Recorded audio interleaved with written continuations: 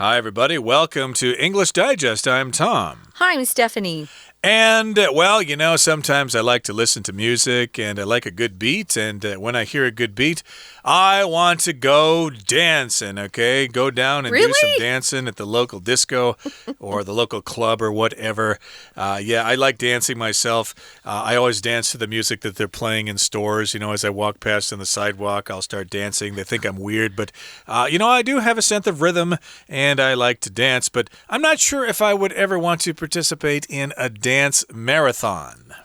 Yeah, the dance marathons just look like they're exhausting.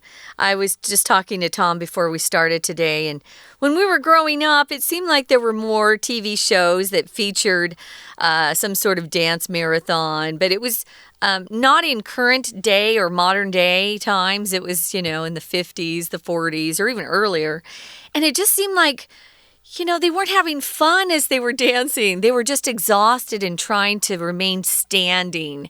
But they looked tired and just looked like they were miserable. We're going to talk about some of these dance marathons, when they started and who was involved with them, because it was a certain group of people. And then you'll learn a lot more about these. I don't know if our listeners have ever seen these. Maybe if you've been watching TV or movies, maybe you came across a dance marathon or two. Kind of fun. But I love dancing, but not dancing for like 24 hours straight. But some people like this sort of thing, and of course, they're competitions. Yeah. And everyone wants to set records and stuff like that. There's money involved. There's money involved, and you may be listed in the Guinness Book of World Records, or I think it's just the Guinness Book of Records. It is now. Without the word world in there. But in any case, you might be interested in this, and maybe these competitions take place here in good old Taiwan as well. So let's find out more about this subject. It's our history unit for the month of April. Let's read the entire contents of our lesson now one time.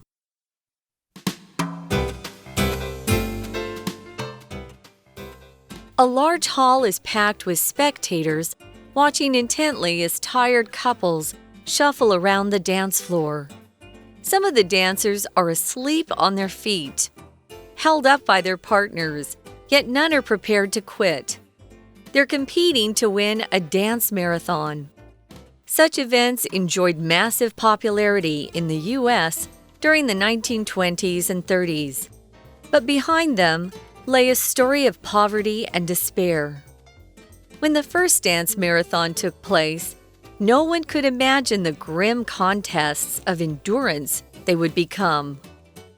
The star of the first such event was Alma Cummings, who exhausted 6 partners in 27 hours of nonstop dancing in New York in 1923. At the time, this was a world record, which meant that people immediately tried successfully to break it.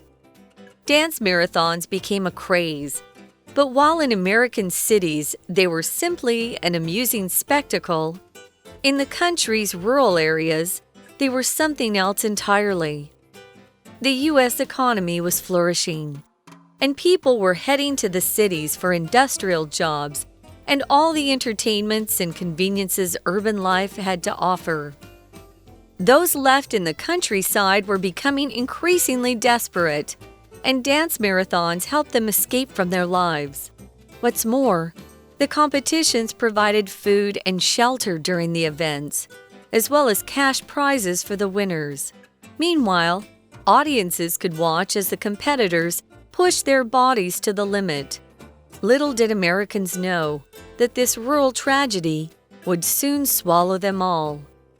In 1929 came the Wall Street crash, the stock market disaster that plunged the U.S. into the Great Depression. Okay, let's talk about dance marathons. A marathon, of course, is a running race that's about 26 miles long and 385 yards or something. But we do use the word marathon to talk about any kind of endurance competition, okay? In this particular case, it's a dance marathon, even though they're not dancing for 26 miles and 385 yards. It feels like it. They're going to be in place there in just one location, maybe a gymnasium or a ballroom or something like that. But we're asking this question, are they salvation or despair? Now, salvation is when you're saved. If you're religious, of course, say if you're Christian or something and you found the Lord, you could say that you have achieved salvation. You've been saved. You're going to go to heaven when you die, something like that. But here, salvation is referring basically to do a dance marathon to basically reach a certain state of mind.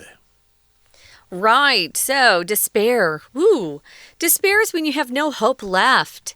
You can despair about your life. You can despair about perhaps losing someone close to you. But here, we're talking about people with no hope. So we'll talk about that. Salvation would come, of course, if they were to win one of these dance marathons, because the cash prize was a lot of money. Especially the people participating in them, most of them had nothing. So let's look at the first paragraph. We've got a scene to describe to you, a large hall. A dance hall, place where there's a lot of space for dancing, is packed or filled with spectators watching intently as tired couples shuffle around the dance floor. So they were watching intently to see who would fall next. Because I've watched some of these dance marathons, at least on film, and it seemed like that's what the spectators were looking for, were people to, collapse or faint out of sheer exhaustion. That is indeed what they're looking for, and some of the dancers are asleep on their feet, held up by their partners, yet none are prepared to quit. Okay, so yeah, they don't want to give up, even though they are exhausted and they've been dancing for several hours. They just need to keep on going, and I guess these dancing partners are helping each other, and they're competing to win a dance marathon. That's what this is all about. Such events enjoyed massive popularity in the US during the 1920s and 30s, but behind them lay a story of poverty and despair. So these dance marathons are no longer popular.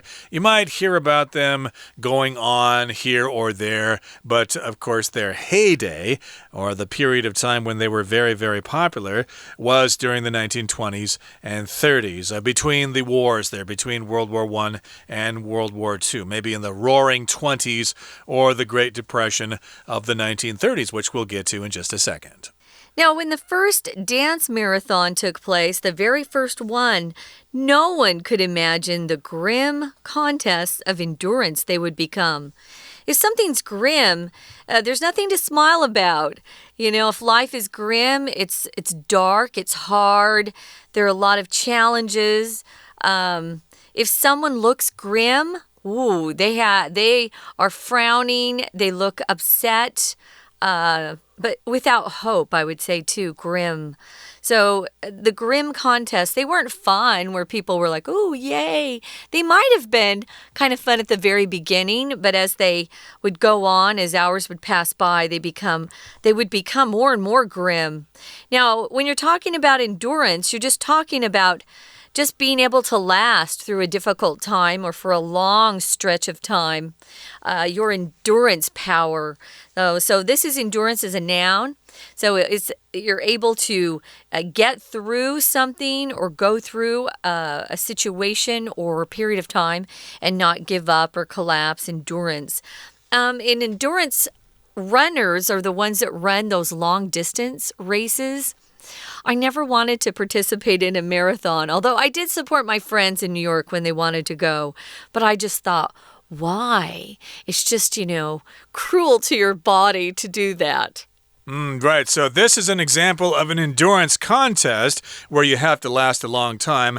I can only think of one other example of an endurance contest. I'm sure there are other ones, but I think back in the early 1900s, there were these Madison bicycle races which would last for several days, and they would involve various riders trading off, but they would need to ride for several days. That would be something I would be interested in watching. They would go on again for several days.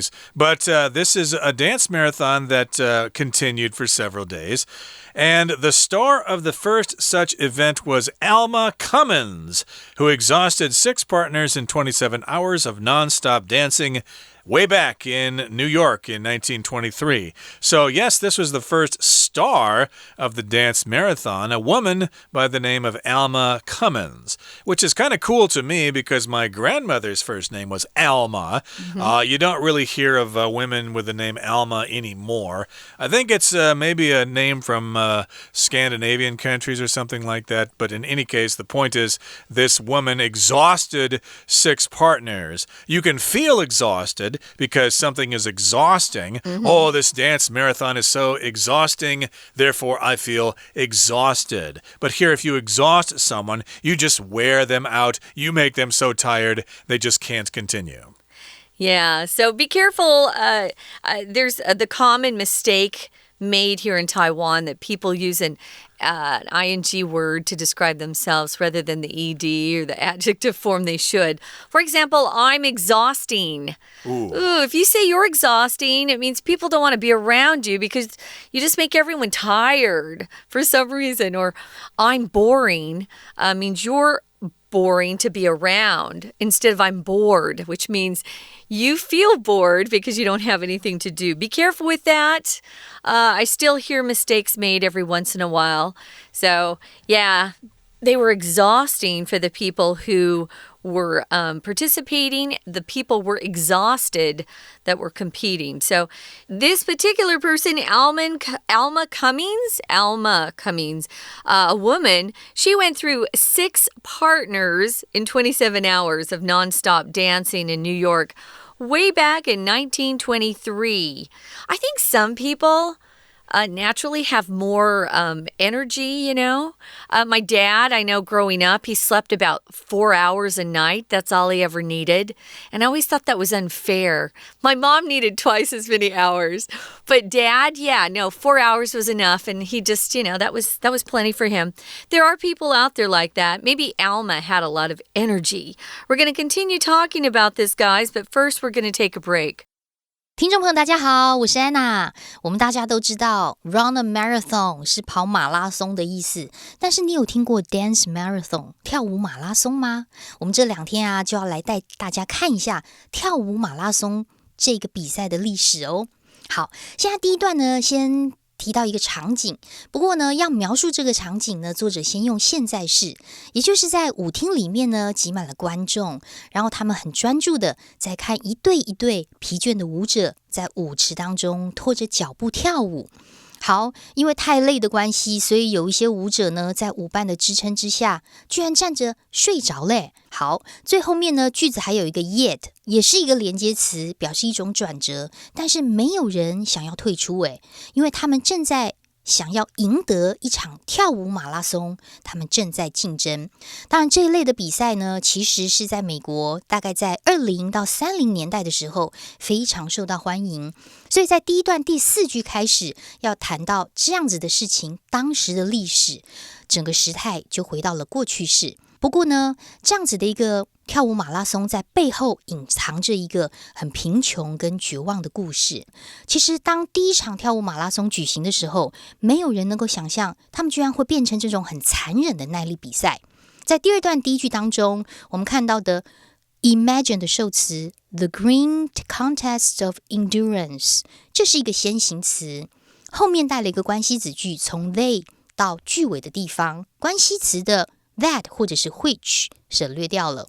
那么当时在1923年的时候，第一场诞生出来的明星叫做 Alma Cummins， 他在纽约一场连续27个小时不间断的舞蹈当中，让6个舞伴精疲力竭。我们来看一下这句话，看到的主角 Alma Commerce 后面从 who 到句尾的地方带了一个关系子句，非限定用法，也就是补充当时的状况。We're going to take a quick break. Stay tuned. We'll be right back.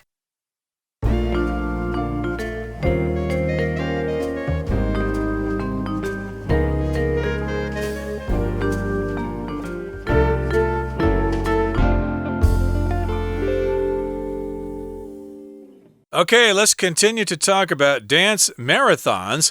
Is it salvation for the winners or despair? Are you doing it because you don't have any money and you don't have anything else to do with your life? So, where we left off, we were talking about one of the first stars of dance marathons, Alma Cummins. She exhausted 6 partners in 27 hours of non-stop dancing in New York City way back in 1923 during the Roaring Twenties.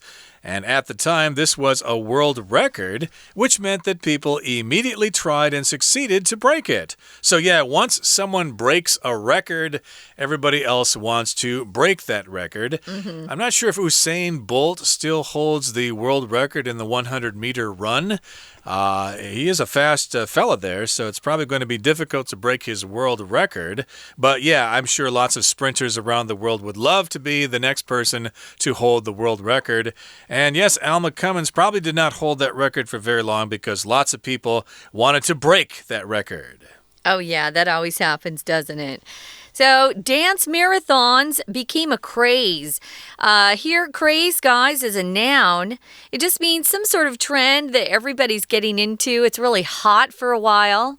It's a craze. It'll eventually die out, but for the time that it's popular, it seems like everybody's doing it. But in American cities, you know, they weren't really holding these dance marathons. It was simply an amusing spectacle, something they liked to watch. But it was different in the country's rural areas, the countryside. They were something else entirely. They weren't an amusing spectacle. It was a way out of poverty, a way to get food, a way to have some shelter for a while because, you know, they would dance inside. Now, moving on to the next paragraph, it said the U.S. economy was flourishing. Flourishing means really growing well, doing very well. An economy can flourish, but a person can flourish too in the right circumstances. Maybe you have a child and they don't do well in a public school, but then you find a school that is more you know, just something that they need. Maybe they are more artistic or they like, you know, working with their hands, and they are very successful in that setting. They're flourishing there. So flourishing can be used with people or a situation as well, like an economy or a business. Right, so the economy at the time was doing quite well. Again, that was the Roaring Twenties after World War I, so everything was looking up then. People were having fun. Although I think in the USA, they had prohibition, so you weren't supposed to be drinking alcoholic beverages at that time. You could go to jail if you were caught. But in any case, I guess they liked to dance, and people, of course, were heading to the cities for industrial jobs to work in factories, and they also went there for all the entertainments and conveniences of urban life, all those things that were offered by urban life. Okay, so yes, you could go there for entertainment. You could go see movies, you know, go to dance halls or whatever and practice your ballroom dancing. You could go see plays or musicals or whatever, go to art galleries, eat in nice restaurants. So indeed, people were moving to the cities in droves. And of course, there were lots of convenient things about urban life, such as transportation, you know, proximity to restaurants and entertainment, but also, you know, grocery stores and things like that. Your life was easy if you lived in the city. I wanted to mention here this sentence where it says they were heading to the cities for industrial jobs. And then the second part, and all the entertainments and conveniences urban life had to offer. Entertainment and convenience are also non-count, guys. So if you wanted to, and both Tom and I agree on this, we would drop the S on both those words. So we would just say in all the entertainment and convenience urban life had to offer. They're both correct. In fact, for Americans at least, most of us would not put an S on entertainment or conveniences. So those left in the countryside were becoming increasingly desperate. If you're desperate, you'll do anything to get what you need. You just are in a kind of a hopeless situation. It's really bad. You feel like it's impossible. You can't deal with it. So you'll do just about anything. And these folks who participated in the dance marathons were feeling desperate in the countryside. They didn't have those jobs they needed. So how are they going to earn a living, pay their bills, buy food for their kids? It was really tough. And so these dance marathons helped them escape from their lives, to get away from it all. Of course, most of the people participating in the dance marathons weren't married. They were single, but the whole point was to get in, last as long as you could, and to win that cash prize, which was a lot of money for them. Right, but that's a big gamble there. There's lots of people participating, but only one couple gets to win. Yeah. So I would probably think of other ways to make money. But again, they were desperate. They were trying to find any means possible to make some money. What's more, or in addition, the competitions provided food and shelter during the events. So you could be inside and you could have some food. You have to understand that in the United States, it's very cold during the winter. So if you could be inside in a nice warm place during the winter, that was quite nice. It is quite expensive to heat a home during the winter time. And you could also get cash prizes if you were one of the winners. Right. So meanwhile, audiences could watch as the competitors push their bodies to the limit. Kind of reminds me of the Gladiator movie with Russell Crowe, Back then in ancient Rome, people wanted to go and see these lions rip apart a man. Ooh. That was entertainment for them. Well, I kind of feel that it's like this with the dance marathons. You're watching these poor folks who are just so tired. And I felt like when I was watching these dance marathons in a movie, I thought, I think they are actually wanting these people to faint and to collapse on the floor. That's kind of the spectators' desire. That was their entertainment, to watch these people just, faint, sometimes out of exhaustion. Sometimes they were tired and hungry as well. So, yeah, they would push their bodies to the limit. Now, little did Americans know, a lot of Americans didn't know, that this rural tragedy would soon swallow them whole. Little did they know. We use that phrase when something is going to happen, but nobody is aware of it currently. In just a little while, something's going to happen. Little did they know.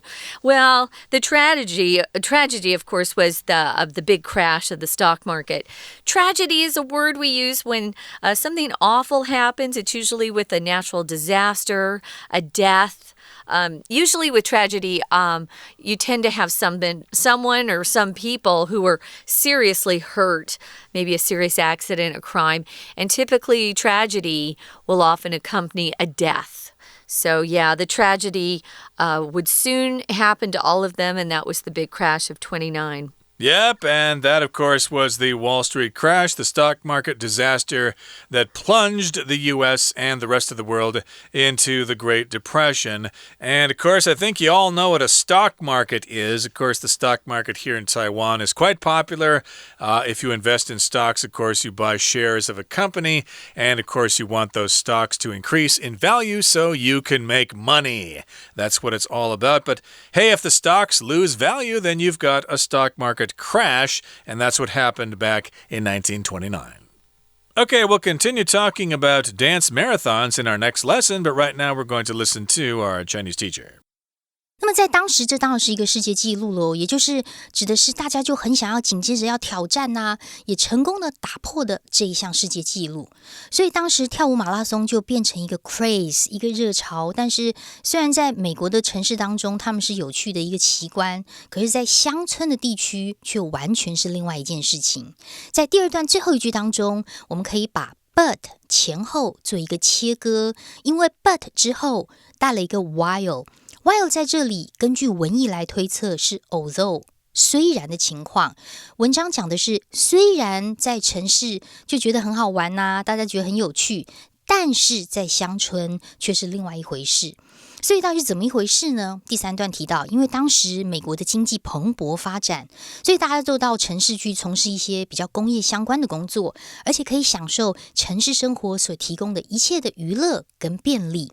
在第3段第一句，我们看到一个关系子句，先行词是从 all the entertainments and conveniences， 这里比较长哦。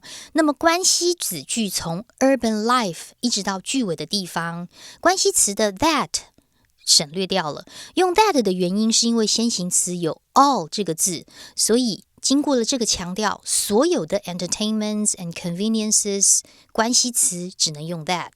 好，那么留在乡村的人就变得很绝望啦，所以就选择用跳舞马拉松这种方式让他们逃离生活。